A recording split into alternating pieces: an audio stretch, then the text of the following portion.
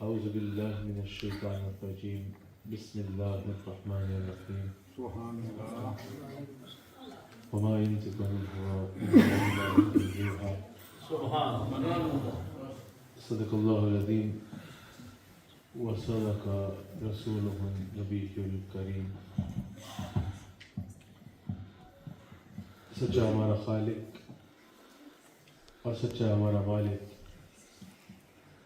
کے سوا اس واحد و یکتا کے کوئی عبادت کے لائق نہیں، اور سچے اس کے پیارے حبیب آپ کے اور میرے آقا و مولا رحمۃ للعالمین خاتم النبیین حضرت سیدنا و مولانا محمد رسول اللہ صلی اللہ علیہ وآلہ وسلم کے جن کے ذکر کی اس خوبصورت محفل میں اور آپ حاضر ہیں۔ الحمدللہ رسول اللہ صلی اللہ علیہ وآلہ وسلم کے ذکر کی یہ خوبصورت محفل اللہ اپنی بارگاہ میں قبول فرمائے، اور ہم سب کو یہاں جمع ہونا ہماری آخرت کے لیے وسیلہ نجات بنا رہا ہے۔ یاد رکھیے گا رسول اللہ صلی اللہ علیہ وآلہ وسلم کے کیونکہ میلاد کی محفل ہے، حضور صلی اللہ علیہ وآلہ وسلم کا ذکر کرنے کی خاطر، حضور صلی اللہ علیہ وآلہ وسلم سے اظہار محبت اور عقیدت کرنے کی خاطر ہم یہاں جمع ہیں۔ رسول اللہ صلی اللہ علیہ وآلہ وسلم کی ذات اقدس ایمان کی اصل ہے، اور حضور علیہ السلام سے تعلق جو ہے، جو تعلق رسالت ہے، اس کے وہی ایمان کا سب سے بنیادی جو مقصد ہے عقیدہ توحید، اور پھر رسول اللہ صلی اللہ علیہ وآلہ وسلم کے ساتھ وابستہ ہونا ہے۔ حضور علیہ السلام کی ذات اقدس کو نکال کر، حضور علیہ السلام سے تعلق کو چھوڑ کر، یا رسول اللہ صلی اللہ علیہ وآلہ وسلم سے جو غلامی کا رشتہ ہے اس کو قائم کیے بغیر کوئی صاحب ایمان ہونے کا تصور بھی کر لے، یہ ممکن ہی نہیں ہے۔ رسول اللہ علیہ السلام کی شانوں کو جہاں اللہ تعالیٰ نے مختلف انداز میں قرآن کریم میں بیان فرمایا، وہیں ایک انداز اللہ کریم حضور علیہ السلام کی عظمتوں کا بیان کا ارشاد فرماتے ہوئے ارشاد فرماتا ہے، وَمَا يَنطِقُ عَنِ الْهَوَىٰ إِنْ هُوَ إِلَّا وَحْيٌ يُوحَىٰ۔ میرے حبیب صلی اللہ علیہ وآلہ وسلم اپنی مرضی سے کچھ فرماتے ہی نہیں، کہ جو فرمائے وہ مجھ اللہ کی وہی ہوتی ہے۔ رسول اللہ علیہ السلام جو بھی فرما دیں وہ ایسا ہے، اور حضور علیہ السلام کی جو بھی بات مانی جائے وہ ایسا ہے جیسے اللہ تعالیٰ کی بات کا ماننا۔ اعلیٰ حضرت نے فرمایا نا کہ مومن ان سے کیا ملا، اللہ اس کو مل گیا، کافر ان سے کیا پھیرا، اللہ ہی سے پھر گیا۔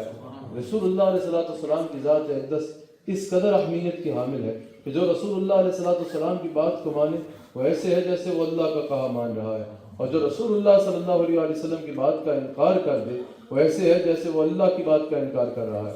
جیسے حضور علیہ السلام نے خود ارشاد فرمایا، آیت کا شان نزول بھی یہی ہے کہ جس نے میری بات کو مانا ایسے ہے جیسے اس نے اللہ کی بات کو مانا، اور جس نے میری بات کا انکار کر دیا ایسے ہے جیسے اس نے اللہ کی بات کا انکار کیا۔ جب حضور علیہ السلام نے یہ ارشاد فرمایا، جو نہ ماننے والے تھے انہوں نے کہا کہ یہ کیسی بات کر دی انہوں نے۔ حضور علیہ السلام کے دشمنوں نے کہا کہ یہ کیا کہہ رہے ہیں، یہ کیسی بات کر رہے ہیں کہ جس نے ان کی بات کو مانا اس نے اللہ کی بات کو مان لیا، اور جس نے ان کی بات کا انکار کر دیا وہ ایسے ہے جیسے اس نے اللہ کی بات کا انکار کر دیا۔ یہ اس میں کیا کہنا چاہ رہے ہیں؟ اللہ تعالیٰ نے قرآن نازل فرمایا وَمَن يُطِعِ الرَّسُولَ فَقَدْ أَطَاعَ اللَّهَ، کہ جس نے میرے حبیب علیہ السلام کی اطاعت کی وہ ایسا ہے جیسے اس نے اللہ کی اطاعت کی۔ اگر کوئی رسول اللہ علیہ السلام کی بات کا اس بار انکار کر رہا ہے، اللہ نے اس کو قرآن کی نص بنا دیا کہ حضور علیہ السلام کی اتباع کرنا، حضور علیہ السلام کا کہا ماننا، حضور علیہ السلام کی بات کو ماننا ایسے ہے جیسے اللہ تعالیٰ کی بات کو ماننا، جیسے اللہ تعالیٰ کا کہا ماننا، اور یقیناً حضور علیہ السلام کا انکار کرنا جیسے اللہ کے فرمان کا انکار کرنا۔ ساری بات رسول اللہ صلی اللہ علیہ وآلہ وسلم سے۔ اب آج اگر کوئی ہم سے سوال کرے، آج ہمارے نوجوان ہم سے سوال کرتے ہیں کہ بھئی دین میں حدیث کی کیا ضرورت ہے، رسول اللہ علیہ السلام کی حدیث مبارکہ کے ذکر کی کیا ضرورت ہے؟ ہم نے پوچھا کہ آپ کو اس سوال کی کیا ضرورت پڑی، تو کہا یہ ہم کسی بھی اختلاف نہیں کرتے، اپنے نوجوانوں کو جو ہم سے اپنے عقائد کے بارے میں سوال کرتے ہیں ان کو سمجھانے کی خاطر ان کے جواب میں کہا کہ بھئی رسول اللہ علیہ السلام کی حدیث کی کوئی ضرورت نہیں ہے، بس قرآن جب موجود ہے قرآن کے ہوتے ہوئے حدیث کی ضرورت نہیں ہوگی. ہم نے کہا کہ اس میں آپ کے پاس کیا دلیل ہے؟ اس میں آپ کے پاس کہاں سے ذہن میں بات آ گئی کہ قرآن کے ہوتے ہوئے حدیث کی ضرورت نہیں ہے؟ کہا بس قرآن ہی سب سے اتھینٹک ہے. جب سارے علم کا خزانہ قرآن ہے، سارے علم کی بنیاد قرآن ہے، جب اللہ کا کلام موجود ہے تو پھر رسول اللہ صلی اللہ علیہ وسلم کی حدیث کی کیا ضرورت ہوگی؟ سب سے پہلے یہ بات ذہن میں رکھیے، رسول اللہ صلی اللہ علیہ وسلم کی حدیث کتنی اہم ہے. اب حضور علیہ السلام قرآن کی تلاوت فرمایا کرتے. اگر یہ کہا جائے کہ بھی قرآن کے ہوتے حدیث کی ضرورت نہیں ہے تو پھر یہ اس بات پہ آپ کی توجہ چاہیے کہ رسول اللہ علیہ السلام قرآن کی تلاوت فرماتے اور پھر فرماتے کہ یہ قرآن ہے. مثال کے طور پر حضور نے ایک سورت تلاوت فرمائی یا چند آیات تلاوت فرمائی، وہ مکمل ہوا، خاطر وہی صحابہ لکھ رہے ہیں، حضور علیہ السلام خاموش ہوئے اور پھر حضور علیہ السلام نے فرمایا کہ یہ قرآن ہے. اب کیا یہ جملے قرآن کہلائیں گے؟ نہیں. کیا صحابہ قرآن اترتے خود بھی سنا کرتے تھے کہ خاطر وہی صحابہ کو پتہ لگ جاتا تھا کہ اب یہاں تک قرآن ہے، آگے جو حضور فرمائیں گے وہ حضور کا اپنا فرمان ہوگا؟ جواب ہے نہیں. کیا حضور علیہ السلام اشارہ فرماتے تھے یا کیا کوئی فرشتہ اتر کے بتاتا تھا کہ یہاں سے یہاں تک قرآن تھا، اب آگے جو حضور فرمائیں گے وہ حضور کا اپنا فرمان ہے؟ جواب ہے نہیں. حضور علیہ السلام خود قرآن کی تلاوت فرماتے اور پھر فرماتے کہ یہ قرآن ہے. بھری کائنات میں قرآن کی اس کے سوا کوئی اور دلیل نہیں ہے کہ رسول اللہ صلی اللہ علیہ وسلم نے ارشاد فرمایا کہ یہ قرآن ہے. اب آپ بتائیے یہ جملے کیا کہلائیں گے؟ یہ جملے حدیث نبوی صلی اللہ علیہ وسلم کہلائیں گے کہ حضور نے فرمایا کہ یہ قرآن ہے. اور بھری کائنات میں قرآن کی اس حدیث کے علاوہ کوئی دلیل نہ ہوتی تھی کہ رسول اللہ علیہ السلام ارشاد فرماتے کہ یہ قرآن ہے. اب اگر کوئی پوچھے کہ حدیث نبوی صلی اللہ علیہ وسلم کی کیا ضرورت ہے اور کتنی ضرورت ہے تو پھر یہ بتایا جائے گا کہ قرآن کو قرآن ثابت کرنے کے لیے جس چیز کی ضرورت ہوگی وہ حدیث رسول صلی اللہ علیہ وسلم، وہ رسول اللہ صلی اللہ علیہ وسلم کی حدیث ہے. اور ایک بات اور یہ سمجھ لیجئے کہ جب تک قرآن کے ساتھ حدیث کی اضافت نہیں کی جائے گی دین کی عمارت مکمل نہیں ہوگی. دین پہ نہ سمجھنا ممکن ہوگا اور نہ دین پہ چلنا ممکن ہوگا. جب تک قرآن کے ساتھ اسلام میں حدیث کی اضافت نہیں کی جائے گی، جب تک حضور علیہ السلام کی حدیث کو نہیں دیکھا جائے گا، حضور علیہ السلام کے فرمان کو نہیں دیکھا جائے گا، حضور علیہ السلام کے ارشادات کو نہیں دیکھا جائے گا، تب تک دین پہ چلنا ممکن ہی نہیں ہے حدیث کی اضافت کے بغیر. یہ یاد رکھیے گا. آج کیونکہ ہمارے نوجوان بہت زیادہ اس چیز پر کنفیوز ہوتے ہیں اور سوال کرتے ہیں کہ بھئی حدیث کی زیادہ پڑھنے کی ضرورت نہیں ہے، فقط قرآن کافی ہے، اسی تک محدود رہنا ہے، حدیث کی طرف نہیں جانا. ابھی بڑے غور سے سن لیجئے، حدیث کی اضافت کے بغیر تو دین مکمل ہو ہی نہیں سکتا، دین سمجھ آ ہی نہیں سکتا. قرآن کریم میں اللہ تعالیٰ نے نماز کی فرضیت کا اور اہمیت کا کتنی مرتبہ ارشاد فرمایا. 700 کے قریب مقامات پر اللہ تعالیٰ نے قرآن کریم میں نماز کا ذکر فرمایا، اس کی اہمیت کا بتایا، اس کے فرض ہونے کا بتایا، اس کی فضیلت کا بتایا. نماز کا ذکر 700 کے قریب مقامات پہ اللہ تعالیٰ نے قرآن میں ارشاد فرما دیا. 700 کے قریب مقامات پہ جب قرآن کا ذکر ہے اور مفسرین بتا رہے ہیں کہ یہاں بھی نماز کا ذکر ہے، یہ بھی نماز کا ذکر ہے، اس انداز میں اس میں نماز کی اہمیت کا ذکر ہو رہا ہے، اس کی فرضیت کا ذکر ہو رہا ہے، اس کی فضیلت کا ذکر ہو رہا ہے، تو ایک مسلمان نماز پڑھنے کے لیے فوراً قائل ہو جاتا ہے. ایک صاحب ایمان کا نماز پڑھنے کے لیے فوراً دل راغب ہوگا کہ 700 کے قریب مقامات پر اللہ کی کتاب میں جس نماز کا کہا جا رہا ہے اب میں نے وہ نماز پڑھنی ہے. اب مجھے آپ بتائیے، جب وہ مسلمان جس نے قرآن کو پڑھا اور وہ قرآن سے نماز کا اتنا اس کو سبق ملا کہ 700 کے قریب مقامات پر اس کو بتایا گیا. صرف آپ کو بتا رہا ہوں جن کا میلاد ہم آج منا رہے ہیں، صاحب میلاد صلی اللہ علیہ وآلہ وسلم کی کتنی اہمیت ہے. اور پھر ساتھ ایک سوال کا جواب جو ہمارے نوجوان ہم سے پوچھتے ہیں کہ حدیث کی کیا اہمیت ہے اور قرآن کے ہوتے حدیث کی کیا ضرورت ہے. اس لیے آپ کی اس بات پر بھرپور توجہ چاہیے ہوگی. 700 کے قریب مقامات پر جو پڑھے گا نماز کی اہمیت کو، نماز کی فرضیت کو، اب لازم ہے اس کا دل کرے گا کہ میں بھی نماز پڑھوں اور اس طرف آنا چاہے گا. اب مجھے بتائیے پورے قرآن میں جہاں اللہ تعالیٰ نے 700 کے قریب مقامات پر نماز کا ذکر کیا، کہیں بتایا کہ فجر اس انداز میں پڑھنی ہے، 2 سنت پڑھنی ہے، کیونکہ فجر کی سنت کا اتنا زیادہ ذکر کا واجب کے قریب آپ اس انداز میں 2 سنت پڑھنی ہے، اس انداز میں 2 فرض پڑھنے ہیں. آپ مجھے بتائیے ظہر کی 12 رکعتیں آپ قرآن میں سے نکال کے دکھا سکتے ہیں اور پھر بتا سکتے ہیں کہ اس طرح 4 فرض پڑھنے ہیں، اس ترتیب سے سنت پڑھنی ہے. آپ مجھے بتائیے کہ کیا مغرب کے 3 فرض یا عصر کے 4 فرض آپ قرآن سے نکال کے دکھائیں گے کہ مغرب کے 3 فرض فرض پڑھنے ہیں اور عصر کے اتنے فرض پڑھنے ہیں، اتنی سنت پڑھنی ہے، یا عشاء کی ترتیب کیسے آپ لے کے آئیں گے؟ یہ عشاء کی 17 رکھتے یا عشاء کے 17 رکھتے چھوڑو 4 فرض یا 3 وتر بھی کیا آپ قرآن سے اس ترتیب کے ساتھ نکال سکیں گے، اس تعداد کے ساتھ نکال سکیں گے، اس انداز میں نکال سکیں گے؟ جواب ہے نہیں۔ قرآن کریم میں نہ اس ترتیب کا ذکر ہوگا، قرآن میں نہ ان فرائض کی رکعات کا ذکر ہوگا، کچھ ذکر نہیں ہوگا۔ تو ذہن میں سوال تو آئے گا نا کہ 700 مقامات کے تحرید نماز کو پڑھنے کا کہا جا رہا ہے، قائم کرنے کا کہا جا رہا ہے، ادا کرنے کا کہا جا رہا ہے۔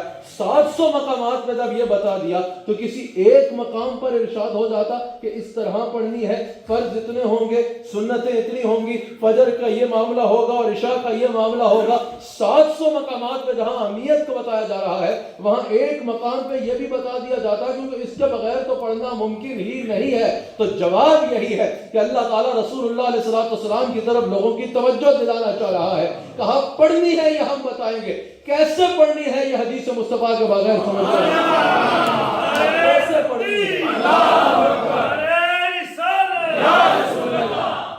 کیسے پڑھنی ہے نماز، یہ رسول اللہ صلی اللہ علیہ وسلم کی حدیث کے بغیر سمجھنا ممکن ہی نہیں ہے۔ اب آپ مجھے بتائیے، حدیث نبوی کی اتنی اہمیت ہے کہ بنیادی چیز ہے نا نماز، حضور علیہ السلام کی حدیث کو چھوڑ کے نماز پر ایک نہیں ہوا جا سکتا، تو باقی چیزیں حضور علیہ السلام کی حدیث مبارکہ کو چھوڑ کے، باقی دین کی ساری عمارت رسول اللہ صلی اللہ علیہ وسلم کی حدیث مبارکہ کو چھوڑ کے کیسے ممکن ہو سکتی ہے؟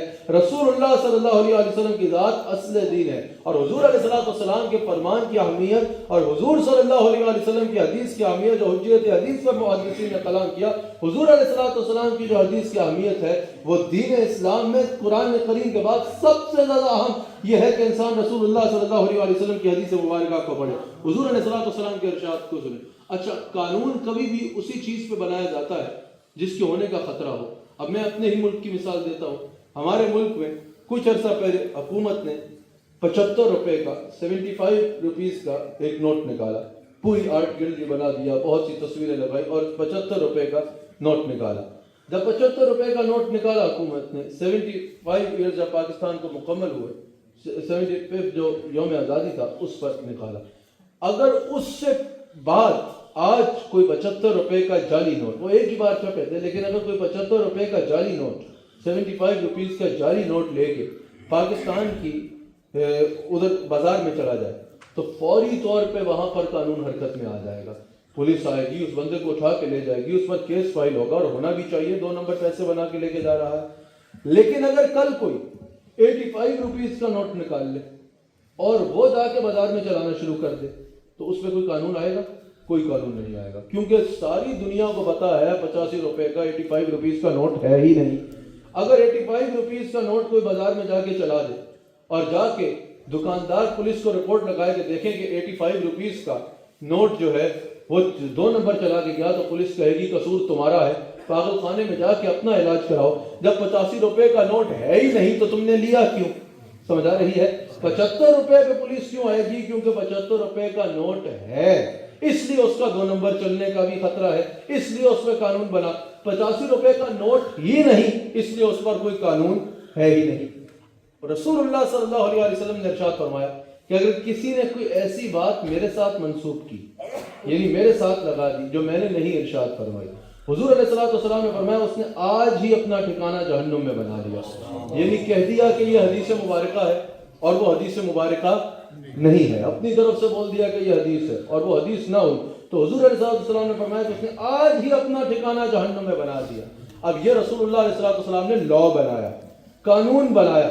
قانون اسی چیز پر بنایا جاتا ہے جس کی حیثیت ہو، جیسے 75 روپے کے نوٹ پر پولیس آئے گی کیونکہ اس پہ قانون ہے، کیونکہ یہ اصلی نوٹ ہے۔ 85 روپے پہ نہیں آئے گی کیونکہ اس پہ قانون ہی نہیں، اس کا کوئی نوٹ ہے ہی نہیں۔ اگر حدیث کی کوئی ضرورت ہوتی نہیں تو حضور علیہ السلام یہ قانون کیوں بناتے؟ تو اگر ویسے ہی پتا ہوتا کہ جب لوگوں کے سامنے کوئی حدیث لے کے جائے گا امت کو پتہ ہوگا کہ حدیث کی تو دین میں معاذ اللہ کوئی حیثیت ہی نہیں ہے، حدیث کی تو دین میں کوئی ضرورت ہی نہیں ہے، لوگ کہیں گے تو کیا ہو گیا، اگر ہے تو ہم کیا کریں؟ لیکن رسول اللہ علیہ السلام کے علم میں ہے کہ پوری دین کی عمارت حدیث کے بغیر مکمل ہی نہیں ہوتی، اور حدیث سے ہی اسلام کو سمجھنا ممکن ہے۔ قرآن کے ساتھ جب تک حدیث کی اضافت نہیں کی جائے گی تو ہماری امت اسلام کو سمجھ ہی نہیں سکتی۔ حضور علیہ السلام کے سامنے اپنے حدیث کی اہمیت پیش نظر ہے، اسی لیے قانون بنایا جا رہا ہے اور اسی لیے بتایا جا رہا ہے خبردار میری حدیث کو جو ہے وہ نہ ہو تو میرے ساتھ منسوخ نہ کیا جائے، کوئی ایسی بات جو میں نے نہیں کی وہ میرے ساتھ منسوخ نہ کیا جائے۔ پتہ چلا نا کہ قانون وہیں پر آتا ہے جہاں اس بات کی ضرورت ہو، جہاں اس بات کی اہمیت ہو، تو یہاں پر قانون بنایا جا رہا ہے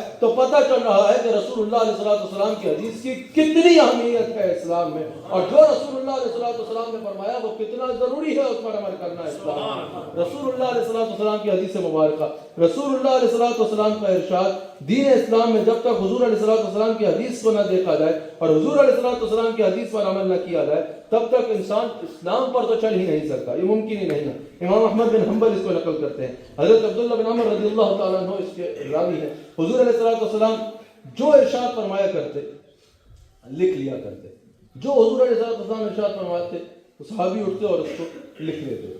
حضور علیہ السلام بازار میں جلوہ گر ہوں، صحابہ میں جلوہ گر ہوں، سوشل لائف میں کچھ کلام فرما رہے ہوں، جو ارشاد فرماتے وہ حضور علیہ السلام کی باتوں کو لکھتے رہتے۔ کسی نے کہا کہ آپ ہر وقت لکھ رہے ہوتے ہو، حضور علیہ السلام جب ممبر پہ بیٹھ کے خطبہ ارشاد فرماتے ہیں وہ لکھا کرو، یا ہر بات لکھتے رہتے ہو آپ؟ تو انہوں نے لکھنا چھوڑ دیا۔ حضور علیہ السلام نے ارشاد فرمایا کہ تم میری ہر بات لکھا کرتے تھے، تم نے لکھنا کیوں چھوڑ دیا؟ کہا یا رسول اللہ صلی اللہ علیہ وسلم، اس طرح کسی نے کہا کہ آپ کبھی کہاں شفقت فرماتے ہیں، کبھی کسی جگہ سفر پہ تشریف فرما ہوتے ہیں، کبھی اگر ایسا ہو کہ کبھی بازار میں تشریف لے کر جائے یا دیگر معاملات میں ہو، سوشل لائف میں کچھ کلام فرما رہے ہو تو وہ نہ لکھوں، باقی جب آپ خطاب ارشاد فرمائے مسجد نبی میں جلوہ گر ہو کے تو وہ میں لکھوں۔ حضور علیہ السلام نے حضور نے فرمایا ایسے نہیں کرنا، ابھی لکھو، جو میں ارشاد فرماؤں وہ لکھا کرو۔ حضور نے اپنی زبان مبارک کی طرف اشارہ فرمایا اور حضور نے فرمایا اس زبان پہ حق کے سوا کچھ نہیں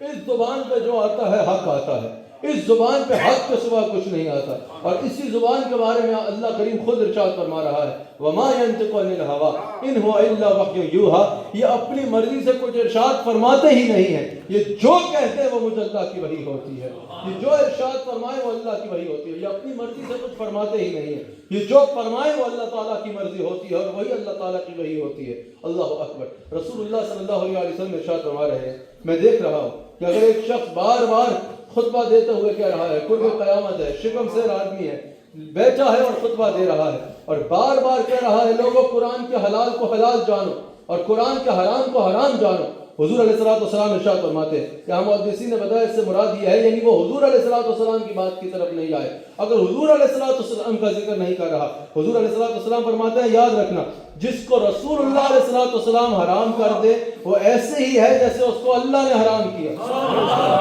حرم رسول اللہ صلی اللہ علیہ وسلم کما حرم اللہ تعالی، جس کو رسول اللہ علیہ السلام حرام کرے وہ ایسے ہے جیسے اس کو اللہ حرام کر رہا ہے۔ اور میرے امام اہل سنت امام احمد رضا خان بریلوی رحمۃ اللہ تعالی علیہ ارشاد فرماتے ہیں، اعلیٰ حضرت نے ارشاد فرمایا حرام کی دو اقسام ہیں، کسی بھی چیز کے حرام ہونے کی دو قسمیں ہیں، ایک جسے اللہ نے حرام کیا اور ایک جسے رسول اللہ صلی اللہ علیہ وآلہ وسلم نے حرام کیا۔ سمجھ آ رہی ہے کیا کہا اعلیٰ حضرت نے؟ حرام کی دو قسمیں ہیں، ایک جسے اللہ حرام فرما رہا ہے اور ایک جسے رسول اللہ صلی اللہ علیہ وآلہ وسلم حرام فرما رہے ہیں۔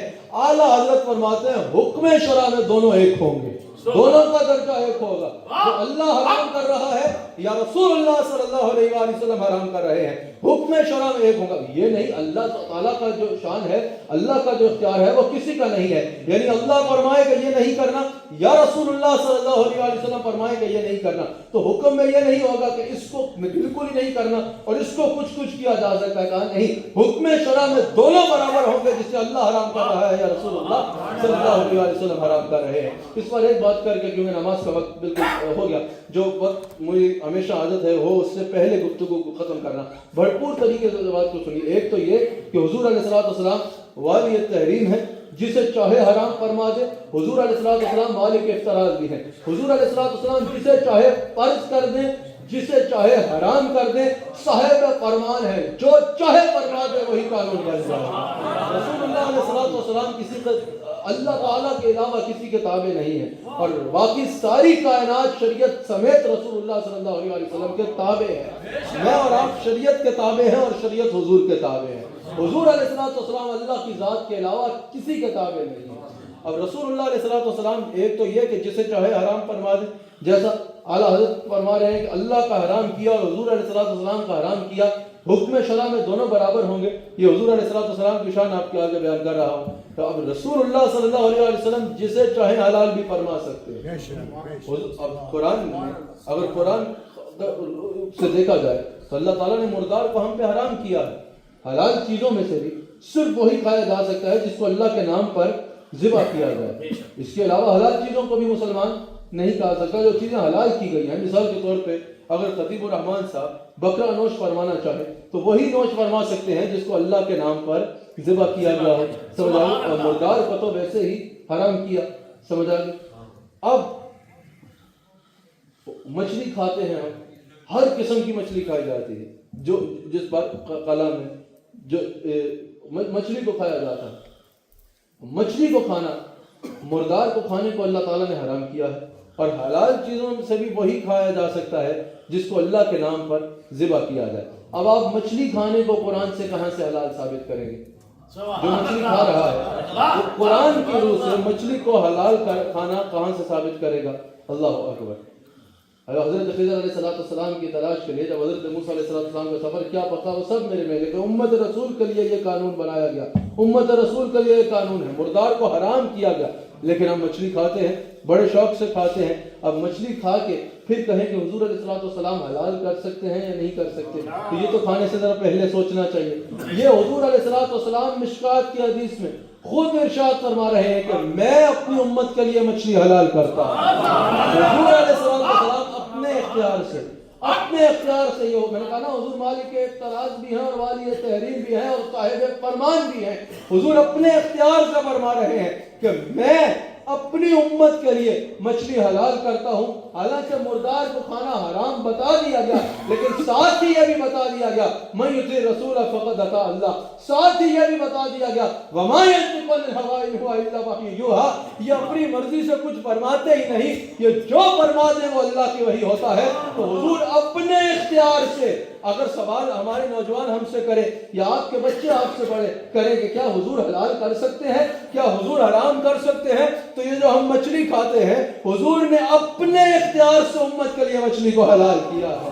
اللہ اکبر۔ وہ زبان جس کو سب کن کی کنجی کہے، میرے ساتھ کہیے، وہ زبان جس کو سب کن کی کنجی کہے، اس کی نافذ حکومت پہ لاکھوں سلام، اس کی نافذ حکومت پہ لاکھوں سلام، لاکھوں سلام۔ با خدا کا یہ بھی ہے در، نہیں اور کوئی مفر جو وہاں سے ہو یہی آ کے ہو، جو یہاں نہیں وہ وہاں نہیں۔ اللہ کریم ہم سب کو ذات رسالت صلی اللہ علیہ وآلہ وسلم کے متعلق اپنے عقیدوں کو مضبوط رکھنے کی توفیق عطا فرمائے۔ اللہ تعالی ہم سب کو رسول اللہ صلی اللہ علیہ وآلہ وسلم کی ذات اقدس کے ساتھ مضبوط اور کامل رشتہ بنانے کی توفیق عطا فرمائے۔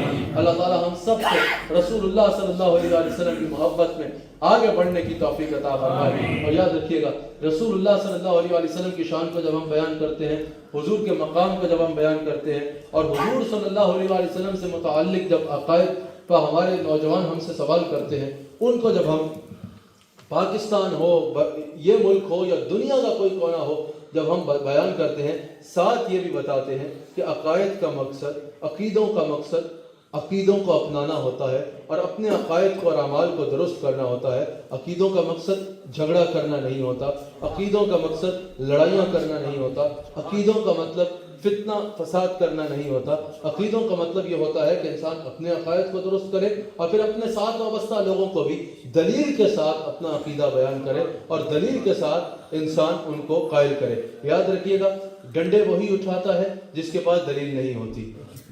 نفرتیں وہی کرتا ہے، ایکسٹریمزم کی طرف وہی جاتا ہے، گالم گلوچ وہی کرتا ہے جس کے پاس دلیل نہیں ہوتی۔ جس کے پاس دلیل ہوتی ہے وہ پڑھے لکھے انداز میں اپنے عقیدے کو بیان کرتا ہے اور لوگوں کے آگے پریزنٹ کرتا ہے۔ تو ہمارا کام لڑائیاں کرنا نہیں، ہمارا کام عقیدوں کے نام پہ جھگڑے کرنا نہیں، ہمارا نام گالم گلوچ کرنا نہیں، ہمارا کام ایکسٹریمزم کرنا تو بالکل ہی نہیں۔ یہ تو شروع سے ہماری الحمدللہ تاریخ لوگوں کے سامنے اہل سنہ و جماعت کی، اور حقیقتاً جو اسلام کی تاریخ ہے کہ اسلام کا کام جو ہے وہ معاذ اللہ ایکسٹریمزم سکھانا نہیں ہے۔ ہمارا کام یہ ہے کہ اپنے عقیدے کو، اپنے نظریے کو ایک اچھے ایویڈنس کے ساتھ بیان کریں۔ اب آگے اگلے کا اختیار ہے کہ وہ اس کو قبول کرے یا نہ کرے۔ ہمارا کام یہ ہے کہ ہم اپنے عقیدے کو اپنے ایویڈنس کے ساتھ بیان کریں، لڑائیوں کی طرف، جھگڑوں کی طرف، فساد کی طرف نہ جائیں، کیونکہ اس کی اسلام اجازت نہیں دیتا۔ اللہ تعالی ہم سب کو رسول اللہ صلی اللہ علیہ وسلم کا نمک حلال اور وفادار رہنے کی توفیق عطا فرمائے۔